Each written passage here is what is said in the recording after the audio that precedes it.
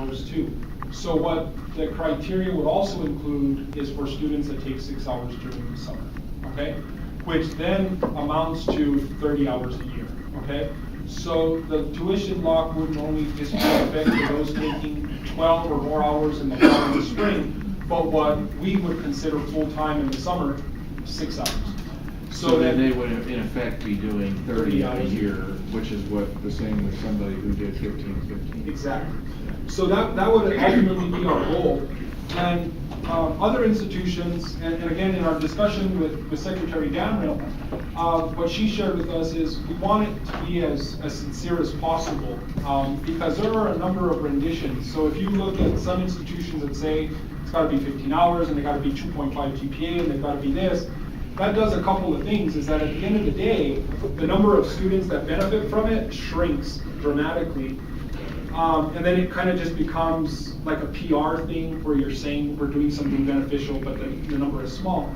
But secondly is, one of the goals of the single rate is to eliminate the administrative burden of all of these fees and all of these, different tables that are associated with them. If we start imposing a tuition law criteria with all of these elements, then we start adding back to the administrative burden, where now we're saying, well, we got to make sure this student had this many hours, and now they have this GPA, et cetera, et cetera. So we want to keep it cleaner so that, one, more students are impacted by this, and secondly, that the administrative burden isn't something that we end up kind of kicking ourselves in the behind over.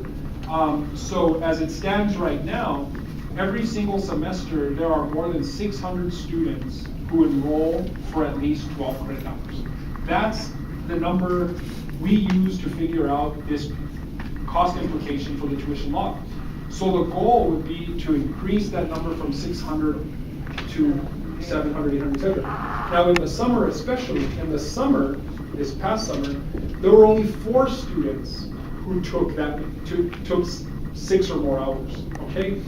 So we want to do that in the summer. In the summer, you typically have students who just pick up a course here and there.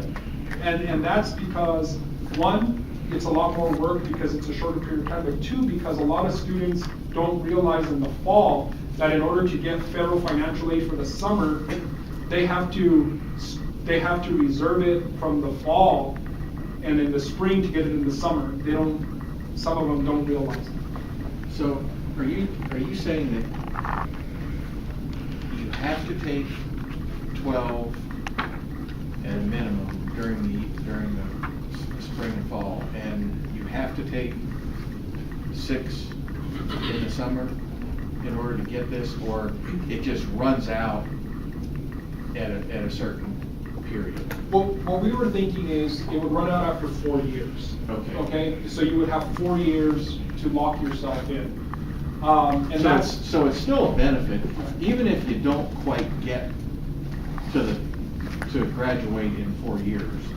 Let's say it was 4 plus 1 semester. You're locked in for 8 semesters, and you would just be subject to the higher rate for that 1 semester. So it's not like you lose the benefit for the whole period of time. It's just for the incremental piece after the 4-year. And there would. I was saying actually it's not 8 semesters, it's 10 semesters if you look at 6 hours per summer. And right. You don't have to take advantage of the summer. Right. But it's to your advantage to finish within that. So if you don't do it during the summer, you just might have to finish or in up. the fall. And you may be subject to a tuition rate that's maybe 10% higher than what you were paying originally. Yeah. But, so it's not a huge penalty, but if there is an incentive there to take summer classes and do it within that guarantee. Yeah. We're effectively locking them in for the combination of 100 credit hours. We're locking them in for the number of credits it takes to get a degree. And that's really important. But the other thing to keep in mind is that if you lock it in next year, you lock it in for all students, meaning that you have some now who are seniors and juniors and sophomores who will have 4 years anyway. So you have a sophomore right now, okay? who needs another 4 years to graduate. If they keep taking the 12 hours, then you lock them in and they potentially have their credit hours now plus another 120 hours, which isn't good for degree attainment, but they would have enough time to finish off entirely, okay? Now, so you're looking at only the new students that would only have 4 years, okay? And that's about, on an annual basis, 400 new students a semester. So you look at 400 new in the fall, 400 new in the spring, so this is... I hadn't thought about that transition. Yeah, it's a transition That's issue. That is a little bit of a, So, Okay, so say that again, so the students that we have now, who live, they would all be locked beginning next year. So there's a transitional period here where you say, okay, here's the new rate for next year, if it's $110 or whatever. And you say, we're locking everybody in for 4 years because it's a transitional year, okay? Even the seniors get it for 4 years. Even the juniors get it for 4 years. Even the freshmen and the sophomores get it for 4 years. You see what I'm saying? So that's that transitional kind of consequence, unless you were to say you get it for your first 120 hours or for your first 120 hours or whatever. So the benefit to the existing students is that they get it for 4 years. so if it takes them 5 or 6 years to Then they get it. Then they get locked in. it. Exactly. And that's how, and these implications here that we calculated include that basically, assuming that, they get it for 4 years. This would be the cost per year. so would there be any, another way to look at this would be if somebody had already taken 60 hours,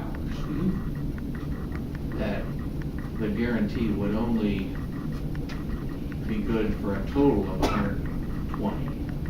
That's correct, Regent Powers. You could, instead of making it 4 years, you could say up to 120 hours. Regardless of when you started. Correct.